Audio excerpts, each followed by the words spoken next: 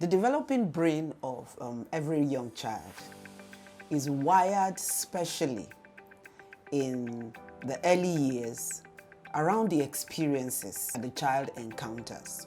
Whatever experiences the child is exposed to goes a long way to impair or affect the architecture of the developing brain. Very importantly for us to note is that these experiences actually form a foundation for the child's mental well-being.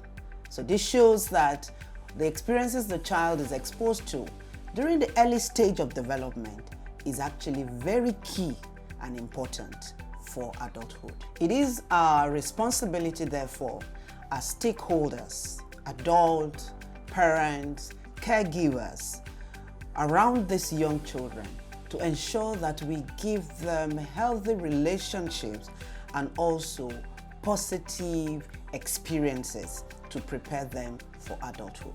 The month of May globally is actually the Mental Health Awareness Month.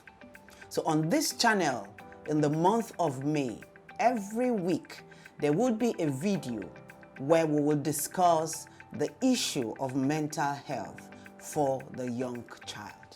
Kindly ensure that you stay on this channel throughout the month of May so we can get to learn tips and discuss issues concerning the child's mental well-being. And in this video today, we're going to be starting off the series. If you're excited and you want to have a tip of what it's going to be like for the whole month of May, please let's go in and have this discuss.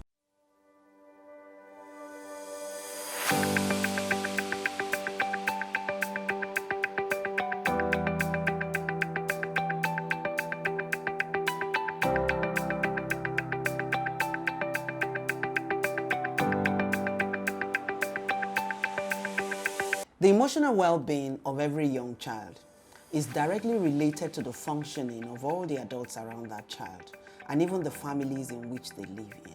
Having this at the back of our minds then as stakeholders, we need to be very intentional how we relate and respond to the children's experiences around us.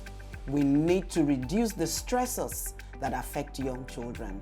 We need to be intentionally aware and address the different stresses that these children are exposed to. Our question then should be, what are my roles as a stakeholder concerning the young child's mental well-being?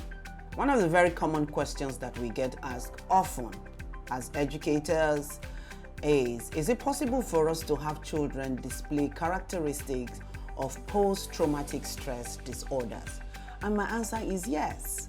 We have a lot of young children, even from the age of 3, 4, they can display characteristics of PTSD, anxiety, depression, behavior misconduct, and all sorts that actually can be related to the child's emotional well-being.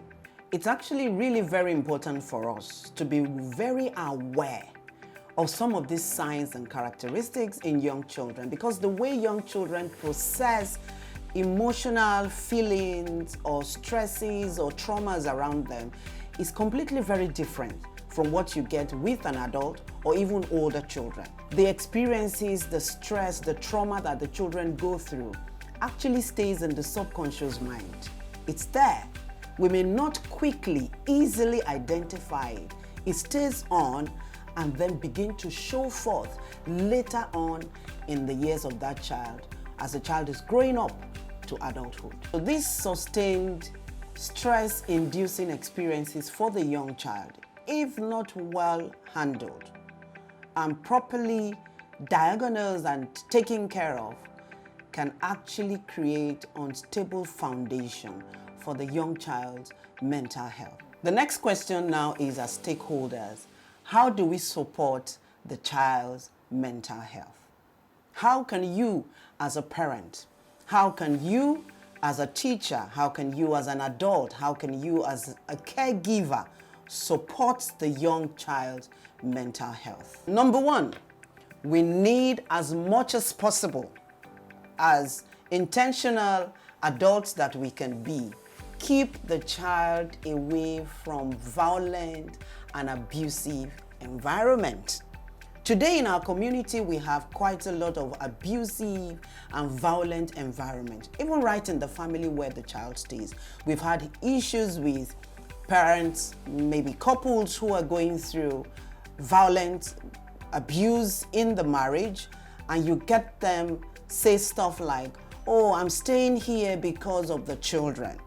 And quite a lot of these children experience the violence that is ongoing between the father and the mother.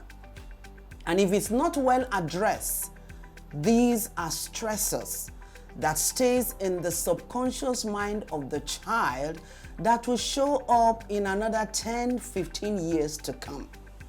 So what we can do as adults, as parents, as teachers, and those who work with these young children is ensure that we keep them away from this violent environment. Secondly, it's very important that we do not maltreat young children. I said to us earlier on that the whole of this month we get to talk about mental health for young children. So I will still have the opportunity to break down a whole lot when I talk about maltreating young children. And it is very common around. We have different ways of consequences when we have rules in our environment as parents, as teachers. How do you set rules? How do you set boundaries? The things that we do with the children, is it a form of maltreatment? Do we expose the children to unnecessary hardship that actually affects the child emotionally? How do we respond to the needs of the child? What are the kind of experiences the child is having around us as an adult? Are they age appropriate? These are ways, if we're not intentional enough, we expose the child to maltreatment, even in the immediate environment. Thirdly, this is absolutely very important. We need to watch out for neglect in the environment. A lot of us as parents actually feel, no, how can you tell me I neglect my child? Because we feel that we do all that we need to do for them. But oftentimes, the definition of love for the young child is completely different from the way we define love to the child. So you need to ask yourself as the parent, how available are you for your child? We need to be observant and find out, am I providing all that is needed for this child? Emotionally, is the child getting all that is needed? Physically, is the child getting all that is needed? Spiritually, is the child getting all that is needed? We need to be intentional to help that child when it comes to neglect. Finally, we need to consider the emotional state of the child at all times. Validate their emotions. Don't shush it away. Don't act like, oh, they're just little children. What do they know? They know a lot. The brain of the child is developing, and there's a whole lot going on in that. So you need to watch out for the emotion of the child. Some of us are used to children who keep to themselves, and then we say, oh, this child is very quiet. Oh, this child, just tell the child, sit there, and the child sits. The child could actually be going through an emotional stress, because every human being is built to express. Yes, I know that we have different temperaments, but when a child keeps to himself or herself for too long, for too many times, it shows that we need to investigate and find out what is happening to that child. So please consider the emotional state of the child. Why is that child crying often? Why is that child throwing tantrums? What's the message the child is trying to pass on? We need to check and find out if we want to help the child's mental health. I hope that in our video today, I've been able to share with us tips concerning early childhood mental health. Like I said earlier on, throughout the month on this channel, we're going to be talking about mental health because it is mental health awareness throughout the month of May globally. And if you did find value with the video today, please give a thumbs up and stay on this channel Watch out for the next video. If you're yet to subscribe to the channel, ensure you subscribe to the channel and turn on your notification bell. And I will see you in the next video. Thank you.